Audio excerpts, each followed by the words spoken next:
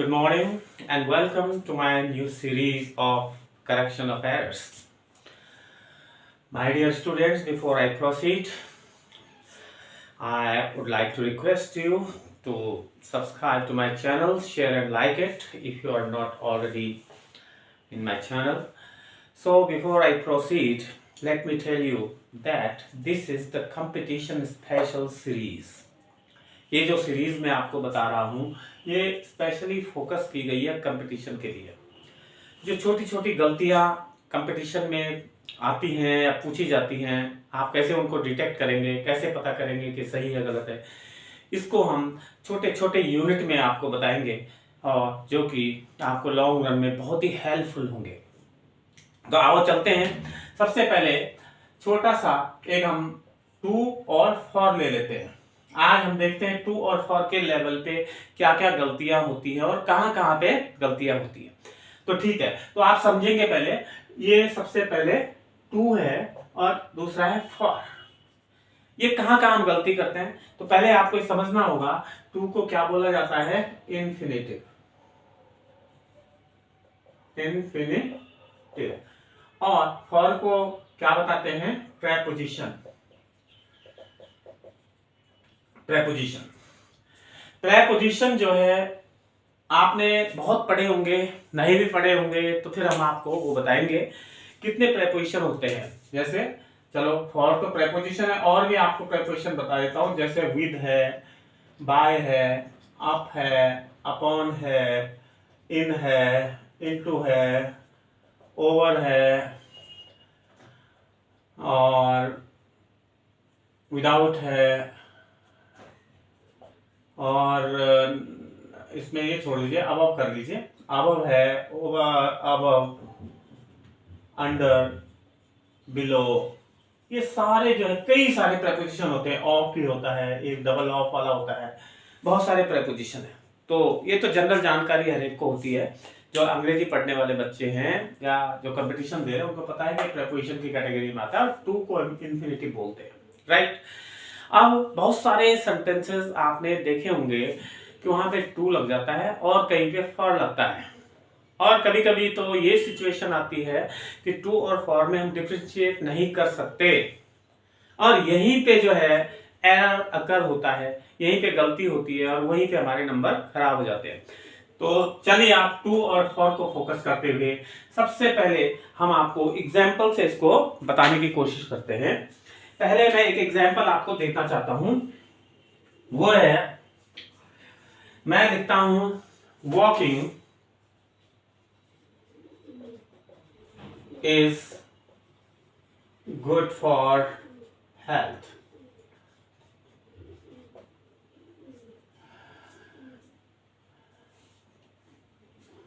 Right.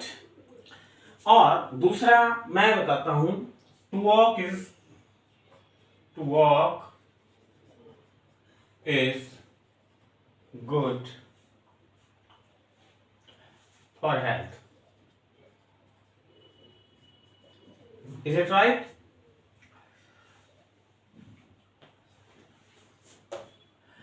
इसमें फर्क क्या है, आपने देखा इसमें इंग आया है और यहाँ पे हमने टू से शुरू किया है। मैंने ये सेंटेंस हमने इन्फिनिटिव से शुरू किया है और इसको हमने जेरेंड से शुरू किया है। अगर वर्ब में इंग लग जाता है तो जेरेंड बन जाता है। पहले ये भी समझो आप, अगर वर्ब में इंग लग जाए तो वो जेरेंड बन जाता है, और जेरेंड बनने पे वो क्या बन जाता है, पूरा नाउन बन जाता है, प्योर नाउन बन जाता है। ये प्योर नाउन समझ लो आप। जैसे वॉक तो वर्ब है लेकिन इंग लग गया तो वॉकिंग ये प्योर नाउन का काम करेगा, ये अब वर्ब नहीं रहेगा।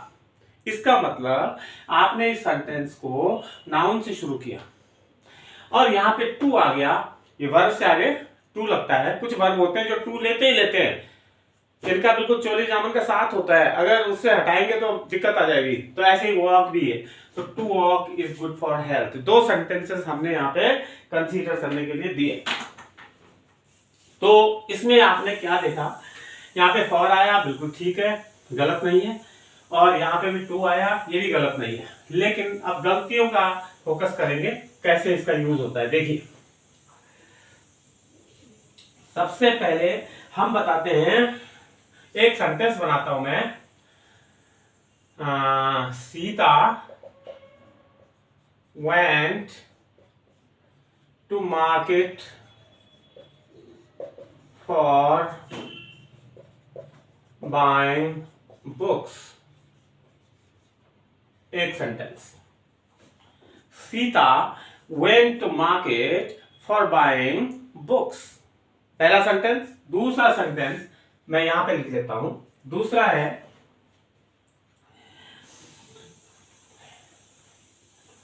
he went for playing।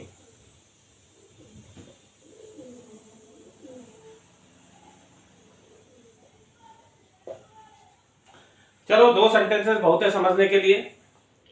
अब आप देखो इसमें क्या गलती है और इसमें क्या गलती है, फोकस करना है। तो गलती टू एंड फॉर की भी होगी जहां पे होगी, लेकिन इससे पहले कि आप गलती को फोकस करें या गलती को डिटेक्ट करें, आपको कुछ पता तो होना चाहिए। उसके लिए क्या है, मैं आपको बता देता हूं रूल्स। रूल्स क्या होते हैं, तो ठीक है, मैं आपको फिर से बताता हूं। अगर आप टू और फॉर का यूज करते हैं तो सबसे पहले आपको समझना है पर्पस।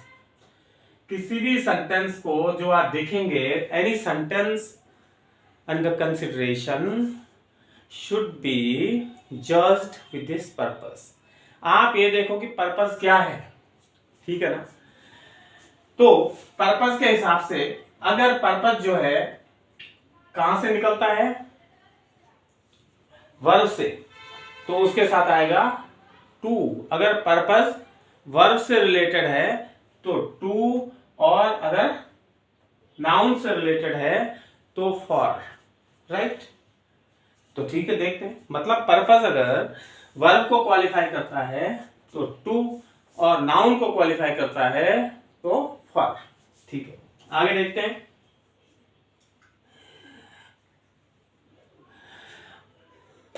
एक सेंटेंस है इसमें, आप देखो, Sita went to market for buying. यहां पे वेंट टू मार्केट, मार्केट गया, बिल्कुल ठीक है।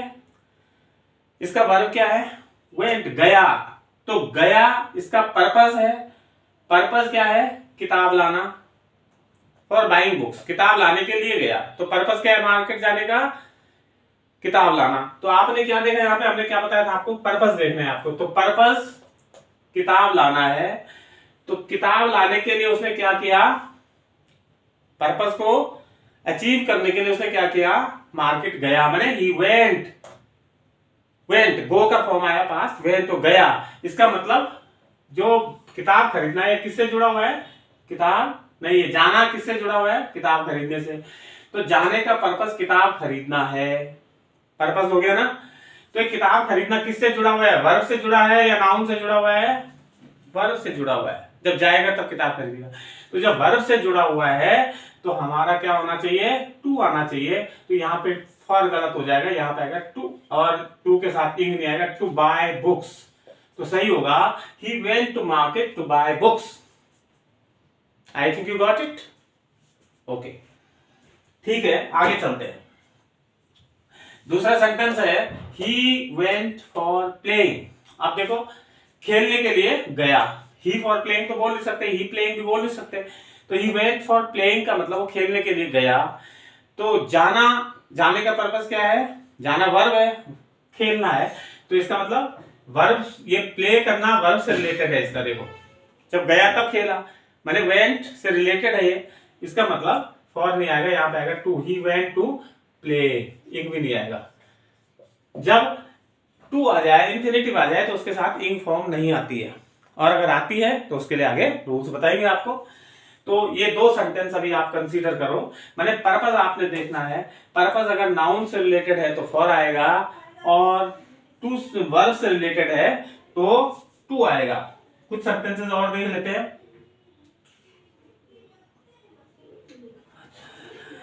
ठीक है, मैं एक सेंटेंस और दे रहा हूं पर्पस का। जैसे हम कहें smoking, smoking is good for health. एक सेंटेंस बनाया मैंने, स्मोकिंग इज, अब देखो smoking is good for health, पूरा सेंटेंस कंसीडर करो, फिर देखो स्मोकिंग क्या है, नाउन बन गया, क्योंकि स्मोक तो वर्ब है, स्मोक करना, लेकिन इस पे इंग लग गया, तो इंग लगने के बाद प्योर नाउन हो गया, जेरेंड हो गया, नाउन हो गया, इसलिए smoking is good for health, क्योंकि नाउन को, ये जो फॉर जो शब्द आया है किसके लिए आया है, नाउन के लिए आया है, तो अगर नाउन को जो है ये सेटिस्फाई कर रहा है तो यहाँ पे क्या आएगा, फॉर बिल्कुल सही है। अगर हम यहाँ पे टू लिख देते तो गलत हो जाएगा, क्योंकि टू तो वर्ब से रिलेटेड होता है पर्पस, तो वर्ब को अगर पर्पस रिलेट करता है तो टू आएगा, नाउन से पर्पस रिलेट करता है तो फॉर आएगा। तो इस तरह से कई सेंटेंस आप बना सकते हैं, इसको भी आगे देखते रहेंगे।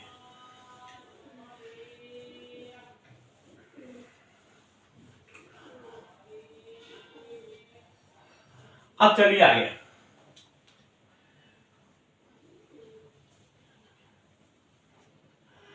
याद रखो नाउन से पहले क्या आता है, ऑफ जरूर आएगा, और कैसे आएगा इसके हम एग्जांपल देते हैं आपको। चलिए,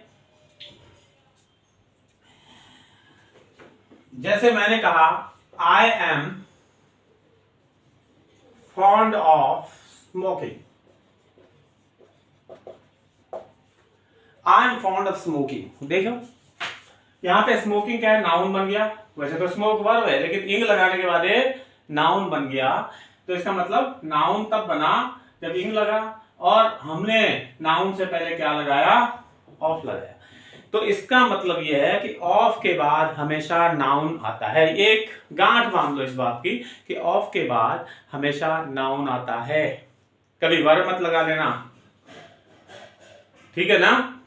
तो इस तरह से नाउन कैसे बनेगा, इंग फॉर्म, वर्ब में इंग लगा दोगे तो नाउन बन जाएगा, माने जेरेंड बन जाएगा, जेरेंड एक नाउन होता है।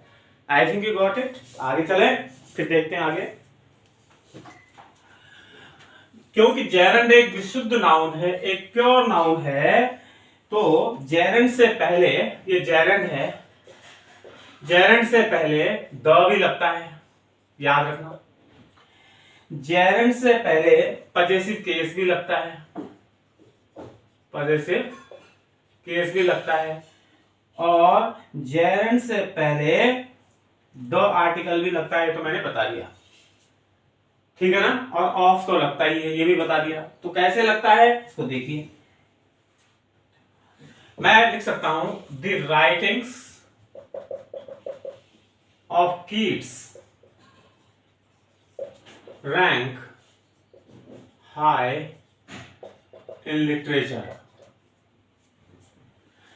The writings of Keats rank high in literature. देखो राइटिंग्स, इंग लग गया तो ये नाउन बन गया, इससे पहले हम द का यूज कर सकते हैं, माने जेरेंड के नाउन से पहले या जेरेंड से जो नाउन बनता है उसके आगे हम द का यूज कर सकते हैं, एक पहला एग्जांपल। दूसरा देखो, he was astonished at my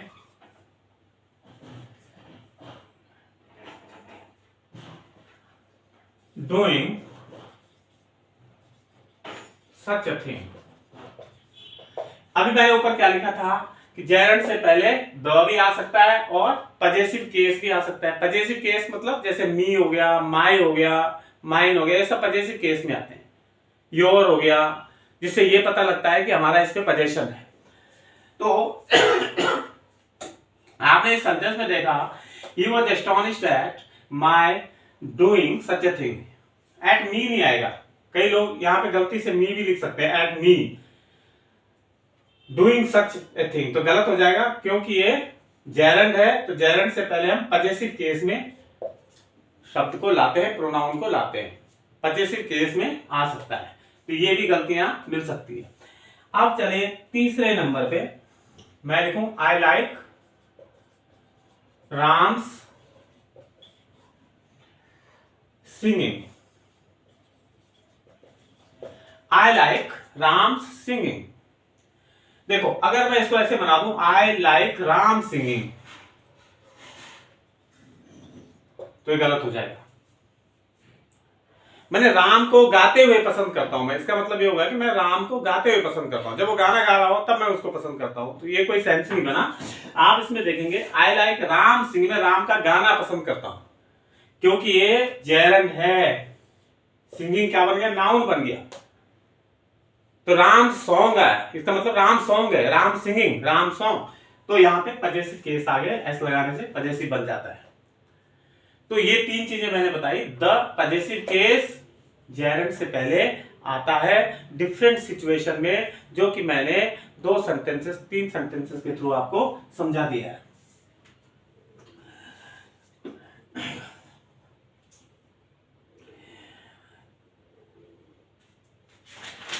ठीक है,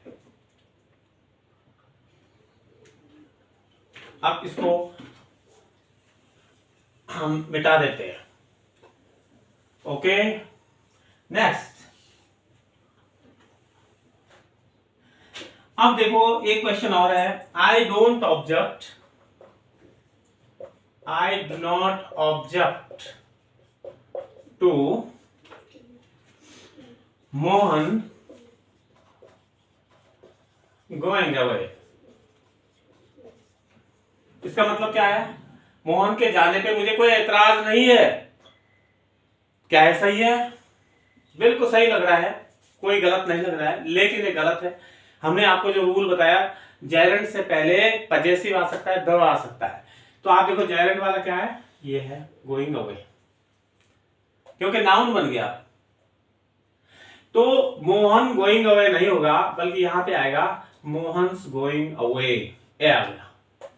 I don't object to Mohan's going away, Mohan के जाने पे मुझे एतराज नहीं है। अगर मोहन गोइंग अवे लिखेंगे तो गलत हो जाएगा, क्योंकि गोइंग जेरंड है, तो जेरंड से पहले द भी आ सकता है, जेरंड से पहले पजेसिव केस आ सकता है, जो आपको ध्यान में रखना है। इट्स ऑल ठीक है। अब है जेरंड को शुद्ध नाउन कैसे बनाए। देखो जेरंड पे लोग कभी कभी बोलते हैं कि वर्ब है, जैसे वॉक पे वॉक को इंग लगा दिया तो आपने कहा कि वॉकिंग बन गया, ये तो वर्ब का रूप लग रहा है। कई लोगों को कंफ्यूजन हो जाता है, वो नहीं समझते कि ये नाउन है, नाउन बन जाता है, लेकिन हमारा जो मतलब है इसको प्योर नाउन बनाने का। तो जेरंड एज प्योर नाउन, इसको प्योर नाउन कैसे बनाए, ये अब देखो हम एक चीज बताएंगे आपको इसमें। याद रखो ये जेरंड है, इसके आगे लगा दो द और इसके यहां लगा दो ऑफ, तो ये बन जाएगा प्योर नाउन। याद रखना इस बात को। अगर जेरंड से पहले लगा दिया द और उससे बाद में लगा दिया ऑफ, तो जेरंड बन जाएगा प्योर नाउन। Correct, okay. अगर मैं एक सेंटेंस बनाता हूं, हंटिंग टाइगर इज, ये sport with many, right? Hunting tiger is a sport with many, तो is a sport। अब इसको हंटिंग टाइगर सीख दिया हमने, तो इसको प्योर जेरंड बनाना है। तो इसको प्योर जेरंड बनाने के लिए, प्योर नाउन बनाने के लिए आप लिखेंगे द पहले लगा दो, द हंटिंग, और इसके बाद लगा दो ऑफ, द हंटिंग ऑफ, बाकी ये लिख दो the hunting of tigers is a sports with many. Correct, it's all very good.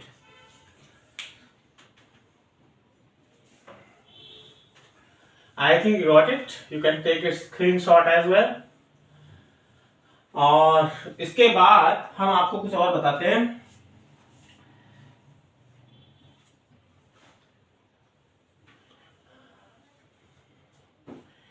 कुछ क्रियाएं ऐसी होती हैं जिनसे पहले क्या आता है, infinitive.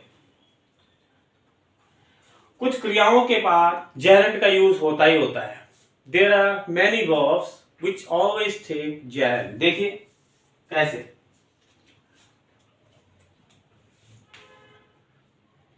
Advise, avoid, canvas. Advise, avoid, canvas. Right? Consider, stop, leave off,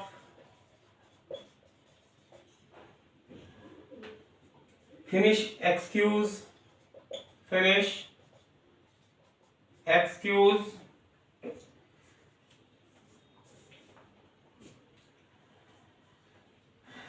go on, enjoy,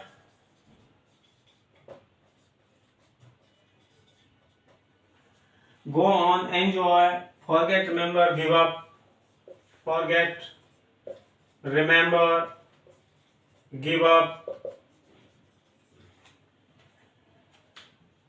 mind, help, practice, mind, help, practice, try. ये कुछ वर्ब की लिस्ट दी है मैंने, और ये जो वर्ब है इनके बाद हमेशा जेरंड ही आएगा, जेरंड फॉर्म आती है, माने नाउन आएगा. Okay, it's so nice now. तो ये जो वर्ब है इनके आगे इंग फॉर्म आती है, और वो हम अगली क्लास में आपको देने वाले हैं. That's all. It's very good. Thank you very much.